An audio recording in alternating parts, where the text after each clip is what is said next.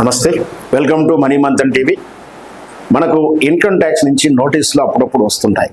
నోటీసులు అసలు ఎందుకు వస్తాయి? నోటీసు రాగానే మనం భయపడిపోతా ఉన్నాం. మరి భయపడాల్సిన అవసరం ఉంటుందా? సమాధానం చెప్తే సరిపోతుందా? అసలు ఇన్కమ్ ట్యాక్స్ నుంచి డిపార్ట్మెంట్ నుంచి నోటీసులు ఎందుకు వస్తాయి వివరంగా తెలుసుకుందాం. మనతో పాటు ప్రముఖ చార్టెడ్ అకౌంటెంట్ హనుమాన్ గారు ఉన్నారు. ఆయన అడిగి మరిన్ని వివరాలు తెలుసుకుందాం. నమస్కారం సార్. నమస్కారం అండి. మనకు ఇన్కమ్ ట్యాక్స్ డిపార్ట్మెంట్ నుంచి మనం ఐటీ రిటర్న్ దాఖలు చేసిన తర్వాత కొన్నాళ్ళకు కొన్ని నోటీసులు వస్తాయి. రాగానే చాలా మంది నోటీస్ వచ్చిందంటే భయపడిపోతాం. ఇంకా మనకు పనిష్మెంట్ పడిపోయింది, వీటికి ఏం చేయాలో తెలియక పోలీస్ సమన్స్ ఎట్లా వస్తే భయపడతామో అలా నోటీసులు చూస్తే కూడా భయపడే వాళ్ళు ఉన్నారు. అసలు నోటీసులు ఎందుకు ఇస్తారు? నోటీసులు అన్నీ ఒకే తరహా ఉంటాయా, వేరువేరుగా ఉంటాయా? అసలు ఇప్పుడు చూడండి, ఇన్కమ్ ట్యాక్స్ కూడా ఇంతకుముందు లాగా లేదు. ఇంతకుముందు ఆఫీసర్ కానీ హయ్యర్ అంటే అసిస్టెంట్ కమిషనర్ కానీ అడిషనల్ కమిషనర్ చేతిలో ఉండేది. ఇప్పుడు ఎవరి చేతిలో లేదు, మొత్తం సిస్టమ్ బేస్డ్ అయింది. కంప్యూటర్ సిస్టమే మేనేజ్ చేస్తుంది. మనకు నోటీస్ రావాలంటే కూడా సిస్టమే డిసైడ్ చేయాలి. ఈవెన్ చీఫ్ కమిషనర్కు నోటీసులు వస్తాయి, కమిషనర్కు నోటీసులు వస్తాయి వాళ్ళకి, అంటే షార్ట్ ఫార్మ్ ఉన్నప్పుడు ఏదైనా ఇది ఉన్నప్పుడు. అయితే నోటీస్ అనేది దాని నోటీస్ రావడానికి ముందు ఎన్నో ప్రాసెస్ జరుగుతుంది. ఫస్ట్ ఇన్కమ్ ట్యాక్స్ ఏం చేస్తుంది అంటే ఫీడ్బ్యాక్ అడుగుతుంది. ఫీడ్బ్యాక్ అంటే ఇప్పుడు మీరు ఒక క్రెడిట్ కార్డ్ పేమెంట్ చేశారు. ఈ క్రెడిట్ కార్డు మీరు పేమెంట్ చేశారు, మాకు రికార్డు ఉంది, ఇది కరెక్టా కాదా కన్ఫర్మ్ చేయండి అని అంటారు. కరెక్ట్ అని చెప్పారు మీరు చెప్పారనుకోండి, అది యాక్సెప్ట్ అయిపోతుంది. మీరు చెప్పలేదు, జవాబు చెప్పలేదు, తర్వాత మీరు ప్రాపర్టీ ఉన్నారు, అది ఎక్కడి నుంచి వచ్చిందో, డబ్బులు ఎక్కడి నుంచి వచ్చిందో చెప్పలేదు, ప్రాపర్టీ కొండ చూపించలేదు, అమ్మింది చూపించలేదు. అయితే income tax department 36 sections information వస్తుంది. Registration office, share market, banks, credit cards, bonds, debentures, ఇలాంటి 36 సెక్షన్స్ ఇన్కమ్ ట్యాక్స్ డిపార్ట్మెంట్కు ఇన్ఫర్మేషన్ ఇస్తుంది. అది ఏండ్ల నుంచి వచ్చినా కానీ ఇన్కమ్ ట్యాక్స్ డిపార్ట్మెంట్ మీకు ఫీడ్బ్యాక్ పంపిస్తుంది. అది మీకు మెయిల్లో రాదు, వస్తే మెయిల్లో వచ్చినా కానీ మీరు నమ్మొద్దు, ఎస్ఎంఎస్ వచ్చినా నమ్మొద్దు. కానీ ఈ ఎస్ఎంఎస్ని మెయిల్ చూసుకొని ఇన్కమ్ ట్యాక్స్ పోర్టల్లో ప్రతి వ్యక్తికి ఒక పోర్టల్ ఉంటుంది, దాని అకౌంట్ ఉంటుంది. ఆ అకౌంట్ ఓపెన్ చేసుకొని చూడండి. మీ పాస్వర్డ్తో ఓపెన్ చేసుకుంటే అది రిలయబుల్ అనమాట. కొన్నిసార్లు ఫేక్ మెసేజ్ రావచ్చు, ఫేక్ మెయిల్ రావచ్చు. కాబట్టి అలాంటి వాటికి రెస్పాండ్ కాకుండా ఆ ఇన్కమ్ ట్యాక్స్ పోర్టల్ బేసిస్ తీసుకొని ఆ పోర్టల్లో మీ పాన్ నెంబర్ కొడితే, మీ పాస్వర్డ్ కొడితే మీకు వస్తుంది. ఏమైనా నోటీస్ ఉందా, లేదా కమ్యూనికేషన్ అడిగారా, ఇన్ఫర్మేషన్ అడిగారా అని వస్తుంది.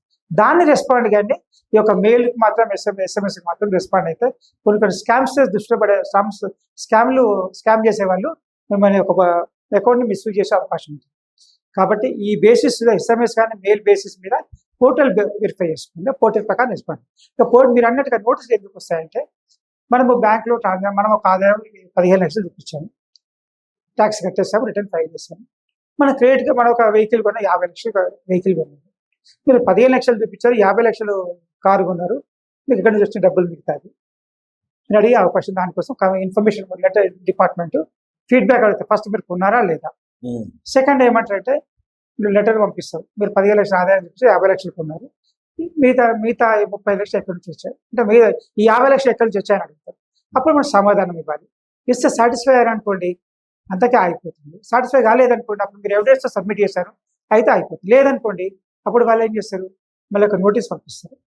మీరు పంపించే సమాధానం కరెక్ట్గా లేదు, లేకపోతే మాకు ఒప్పుకునే విధంగా సమ్మతంగా లేదు, మీరు పంపించిన వేరే సాక్ష్యాలు కూడా కరెక్ట్గా లేవు, కాబట్టి మీ యొక్క ఫైల్ చేసిన రిటర్న్ని స్క్రూటినీ కన్వర్ట్ చేస్తున్నామని నోటీస్ పంపిస్తాం. ఇప్పుడు స్క్రూటినీ పంపించిన మళ్ళీ ఇన్ఫర్మేషన్ ఇస్తాము, అడిగేది ఇస్తాము. ఇన్ఫర్మేషన్ ఇచ్చిన తర్వాత అప్పుడు వాళ్ళు యాక్సెప్ట్ చేస్తే ఈ విషయాల్లో మేము ఒప్పుకోవట్లేదు అని చెప్పి పంపిస్తాం. అప్పుడు దానికి మీరు ఆబ్జెక్షన్ ఫైల్ చేయొచ్చు. షోకాజ్ నోటీస్ ఇస్తుంది, షోకాజ్ ఆబ్జెక్షన్ ఫైల్ చేయొచ్చు. అప్పుడు ఆర్డర్ పాస్ అవుతుంది. అంటే ఎన్ని స్టేజ్ల లోపల కూడా మనకు డిపార్ట్మెంట్ వచ్చే సమాధానం ఇచ్చే అవకాశం ఉంది. కానీ కొందరు ఏం చేస్తారంటే, నాకు సంబంధం లేదు, నాది కాదు కదా, నేను వదిలేసి ఏమవుతుంది అని అనుకుంటారు. అలా కాదు. ప్రతి నోటీస్కు, ప్రతి ఇన్కమ్ ట్యాక్స్ వచ్చే ప్రతి కమ్యూనికేషన్కు సమాధానం ఇవ్వాల్సిన అవసరం ఉంది. ఎందుకంటే అందరికీ రావు సమాధానం. ఇప్పుడు కొన్ని 10 కోట్ల మంది ఫైల్ చేస్తున్నారు. వచ్చే నోటీసులో 50 లక్షలకు 20 కోట్ల రూపాయల మందికి వస్తుంది అంతే. 50 లక్షల మందికి రాదు నోటీసులు. డిఫరెన్స్ ఉన్నప్పుడే అడుగుతారు, డిఫరెన్స్ అడగారు, ఆటోమేటిక్ అయిపోతుంది. కాబట్టి మీరు దాని ప్రతి నోటీస్ అనేది మనకు ఎలాంటి అనుమానం కాదు, ముందు కన్ఫర్మ్ చేసుకుంటుంది డిపార్ట్మెంట్. ఆ కన్ఫర్మేషన్ మనం సాటిస్ఫై అయితే యాక్సెప్ట్ అయిపోతుంది, అంతటితో అయిపోతుంది. ఒకవేళ అసెస్మెంట్ ఆర్డర్ పాస్ చేసినప్పుడు కూడా మనకు నచ్చలేదనుకోండి, వాళ్ళకి మనం అప్పీల్కి వెళ్తాం. అప్పీల్లో కూడా మనం ఫేవర్ ఆఫ్ ద ట్రిబ్యునల్కి వెళ్తాం. ఒక అపీల్లో మన ఫేవర్కి వచ్చినా కానీ డిపార్ట్మెంట్ ట్రిబ్యునల్కి వెళ్తుంది. ఇలాంటి అన్ని స్టేజెస్ ఉంటాయి కాబట్టి మన ఇన్కమ్ ట్యాక్స్ ఆఫీస్కి వెళ్ళి ఏది ఇచ్చినామని కమ్యూనికేషన్ని మెసేజ్ ద్వారా మెయిల్ ద్వారా చూసుకున్న తర్వాత పోర్టల్లో వెరిఫై చేసుకొని దానికి రిప్లై ఇవ్వండి. రిప్లై ఇవ్వకపోతే మాత్రం ఖచ్చితంగా సమస్య వచ్చే అవకాశం ఉంది. ఇన్ని స్టేజ్ల్లో కూడా మీరు దానికి రెస్పాన్స్ ఇవ్వకపోతే సమస్య వచ్చే అవకాశం ఉంది. పెద్దగా డిమాండ్ రేజ్ చేసే అవకాశం ఉంటుంది. ఒకవేళ మనం కట్టలేదనుకో 20% కట్టమంటారు ముందు. సపోజ్ మనకు ఒక ట్రాన్సాక్షన్ చూపించలేదు, ఎప్పుడో 4-5 సంవత్సరాల క్రితంది, దాని మీద ట్యాక్స్ ₹1,00,000 వచ్చింది, 20 లక్షలు కట్టమంటారు. కట్టలేదనుకోండి ఆ బ్యాంక్ అటాచ్మెంట్ ఇచ్చే అవకాశం ఉంటుంది. అపీల్ ఫైల్ చేయాలి, అవి 20% కట్టమంటారు. కట్టకపోతే ఆ బ్యాంక్ అకౌంట్ ఇచ్చే అటాచ్మెంట్ ఇచ్చే అవకాశం ఉంటుంది. కాబట్టి ఇవన్నీ ప్రాసెస్ ఉంటుంది. కాబట్టి నోటీస్ వస్తేనే ఖచ్చితంగా మనకి ఏదో శిక్ష పడుతుంది, లేకపోతే ఏదో నష్టం జరుగుతుంది అని అనుకునే అవసరం లేదు. అవకాశంలో భయపడాల్సిన అవసరం లేదు ఫస్ట్. ఎందుకంటే మనం చట్టబద్ధంగా వ్యవహారం చేస్తాం, అన్నిటికీ సాక్ష్యాలు ఉన్నాయి. కాకపోతే వాళ్ళ దగ్గర ఇన్ఫర్మేషన్ లేకుండా పోవచ్చు, మనం దాన్ని సబ్మిట్ చేసి సరిపోయింది, యాక్సెప్టెన్స్ అయిపోతుంది. పెద్దగా సమస్య ఉండే అవకాశం ఉంది. కాకపోతే మీరు నిపుణులు మీరు డైరెక్ట్గా చేసే బదులు నిపుణులు సలహా తీసుకోండి. వాళ్ళు చెప్పిన ప్రకారం ట్యాక్స్ కన్సల్టెంట్ కానీ ఆడిటర్స్ కానీ వాళ్ళ యొక్క సలహా తీసుకొని వాళ్ళు దాని ప్రకారం రిప్లై ఇవ్వండి. లేకపోతే మాత్రం పెరిగే అవకాశం ఉంటుంది, సమస్య పెరిగే అవకాశం ఉంటుంది. సార్ మీరు అన్నట్టు కోర్టులో ఆ నోటీసు ఐడెంటిఫై చేసిన తర్వాత అంటే పర్సనల్గా వెళ్ళి ఐటీ డిపార్ట్మెంట్ కలవాలా, త్రో ఆడిటర్ ద్వారా కలవాలా, మరియు ఎన్ని రోజుల్లోపు సరే సరదాగా చూద్దాంలే ఇంకా 1 year ఉంది, లేదా నెక్స్ట్ అసెస్మెంట్ ఇయర్ ఈరోజు ఏప్రిల్ కదా మళ్ళీ మార్చి వరకు చూసుకోవాలి, ఇట్లా ఏమన్నా మనం అప్పటి వరకు ఇవ్వచ్చా? కాల పరిమితి ఉంటుందా? పోర్టల్లో ప్రతి నోటీస్కి టైం ఇస్తారు, ఇన్ని రోజులప్పుడు రిప్లై ఇవ్వాలి. ఏ ఆఫీసర్ని కలిసే అవసరం లేదు, అంతా ఆన్లైన్ ఫేస్లెస్. ఇక్కడ లోకల్ ఆఫీసర్కి ఏ సంబంధం ఉండదు. అంటే మనమే ఇవ్వాలా, మన ఆడిటర్ ఇవ్వాలి, ఎవరు ఇచ్చిన? మన పాస్వర్డ్ తో వెళ్తుంది కాబట్టి మనం ఇచ్చినట్టే ఆడిటర్ ఇస్తాడు. మన పోర్టల్ నుంచి మన పోర్టల్ ఆడిటర్ సలహా తీసుకొని చర్చించి రిప్లై ఇచ్చేసి సరిపోతుంది. కానీ మనకు ఏ ఆఫీసర్ని కలిసే అవసరం లేదు, ఎవరిని మాట్లాడే అవసరం లేదు, అంతా ఆన్లైన్ ఫేస్లెస్. ఏ ఆఫీసర్కి వెళ్తుందో తెలియదు, ఆల్ ఓవర్ ఇండియా ఉంటుంది కాబట్టి ఏ ఆఫీసర్ అయినా వెరిఫై అవుతుందండి. అప్పుడు సాటిస్ఫై కాకపోతే మళ్ళీ కమ్యూనికేషన్, అది కూడా అంతా ఫేస్లెస్ ఉంది. కాబట్టి ఏ ఆఫీసర్ని కలవాల్సిన అవసరం లేదు, ఎవరితో మాట్లాడాల్సిన అవసరం లేదు, ఎవరితోని కమ్యూనికేట్ చేయాల్సిన అవసరం లేదు. కాబట్టి మనం ఖచ్చితంగా ఏ ఆఫీసర్కి వెళ్ళాల్సిన అవసరం లేదు. కాబట్టి దానికి రిప్లై మాత్రం మనం ఇవ్వాలి. దాన్ని ఇచ్చినప్పుడు సాక్షాత్తు సమాధానం ఇచ్చినప్పుడు డిపార్ట్మెంట్ ప్రొసీడింగ్ విత్డ్రా చేసుకునే అవకాశం. సరే, మనలో ఒక జాడ్యం ఉంది, కామన్ మ్యాన్.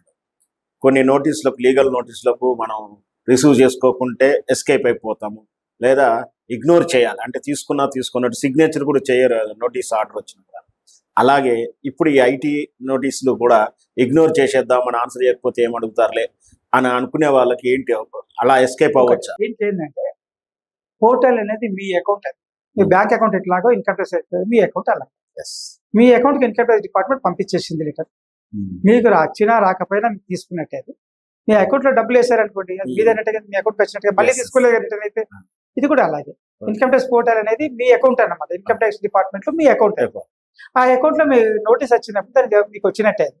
కొన్నిసార్లు డిపార్ట్మెంట్ ఏం చేస్తారంటే ఓవర్ ప్రికాషన్గా వీళ్ళకు తెలిసిందో లేదో అనుకొని రిజిస్టర్ పోస్ట్ లెటర్ పంపిస్తారు, అంటే పోస్ట్లో పంపిస్తారు. పోస్ట్ పంపించినప్పుడు ఒకసారి పంపిస్తారు. అది అట్లా ఏదికైనా కానీ మనకు కనీసం 7 days to 15 days టైం ఉంటుంది రిప్లై ఇవ్వడానికి.